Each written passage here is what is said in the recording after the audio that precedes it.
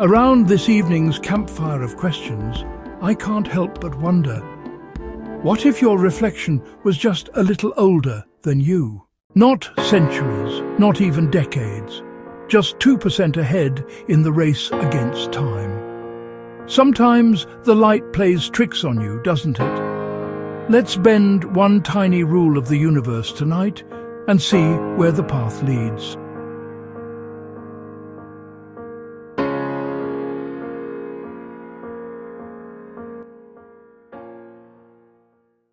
Picture yourself at 25, standing at the bathroom sink after a long shift.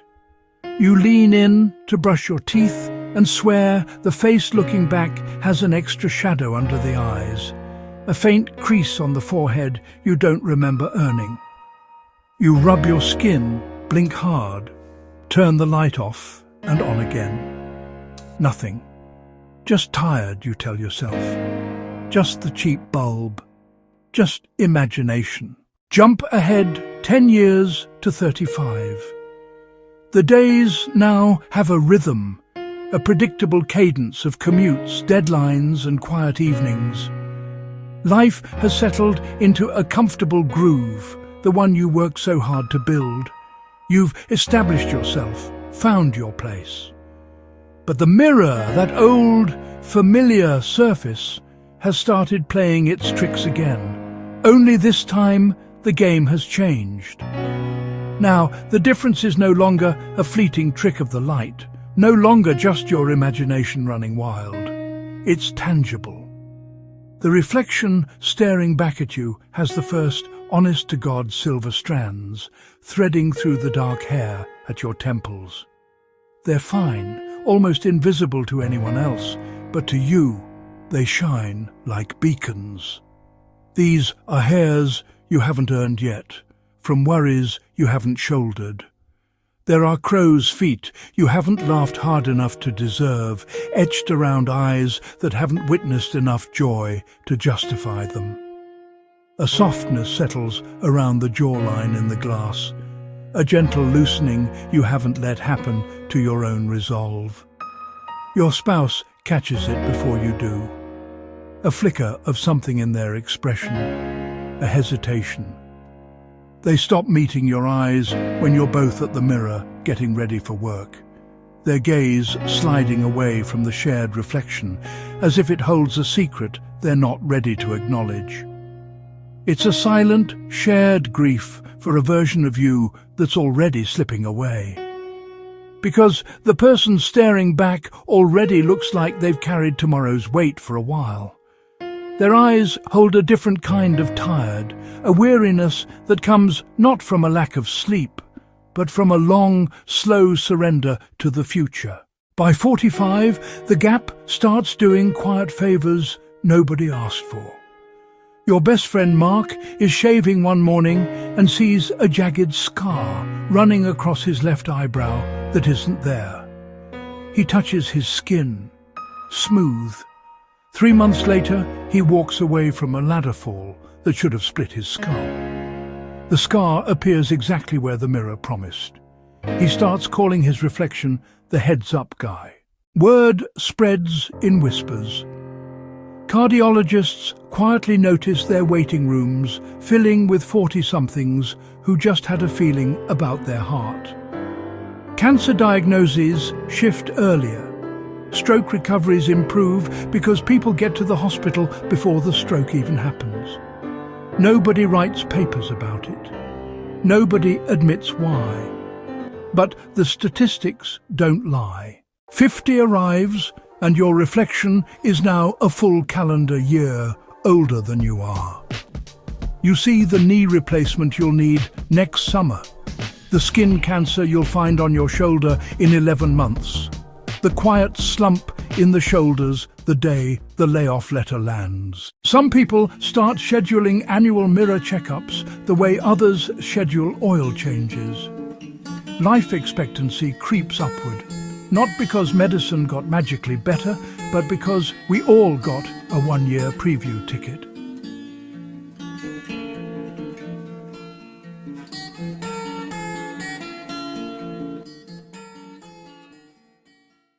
65, and the reflection is 16 months ahead. You catch glimpses of the hip you'll break on black ice next February, the hearing aid you'll finally admit you need by the following Christmas, the way your hands will tremble when you hold your first grandchild a little longer than necessary. Some folks start smiling at the mirror instead of flinching. They've already seen how the story turns out, and there are more good days than bad ones left. 75, and the gap stretches to almost 2 full years. You wake up some mornings and the reflection is already dressed in black. You know exactly which Tuesday your spouse will pass because you've watched yourself wear that same shirt to the funeral for months. Some couples hold hands a little tighter that morning. Others start saying the important things 6 months earlier than they otherwise would have. I love you gets said at breakfast instead of saved for bedtime. 80, and the mirror begins showing the slow, gentle fade in honest detail. The oxygen cannula under the nose, the hospital gown with the little blue diamonds, the yellow tint of liver failure, the peaceful look the nurses will later describe to the family. Hospice workers say patients spend hours in those final months just sitting in front of the mirror, like they're getting acquainted with the version of themselves that already crossed over. Some even wave goodbye. And then, after all the noise and struggle, comes the quietest moment of all. It arrives not with a bang, but with a profound, settling stillness. You're 87, maybe 88, and the body has grown frail, a fragile vessel. But your mind, your spirit, remains sharp enough to know what's happening, to feel the final curtain beginning its slow descent. In this clarity, you find a simple, urgent need. You ask the nurse or your daughter, her face a portrait of gentle concern, to wheel you to the bathroom one last time. Not for any grand purpose, but for a small, sacred ritual. Just to shave. Just to feel the familiar scrape of the blade, the warmth of the water, and for 5 precious minutes, to feel utterly and completely normal. It's a final act of dignity, a quiet reclamation of self before the great surrender. The room is silent, save for the hum of the light. You take a deep, slow breath and look up into the mirror, and the glass is empty. There is no panic, no confusion, just a calm, startling vacancy where your face should be. It's as if the person you were, the one who lived all those years, has already moved on. Your reflection, that lifelong companion, has quietly stepped through whatever door comes next, leaving the space clear for your departure.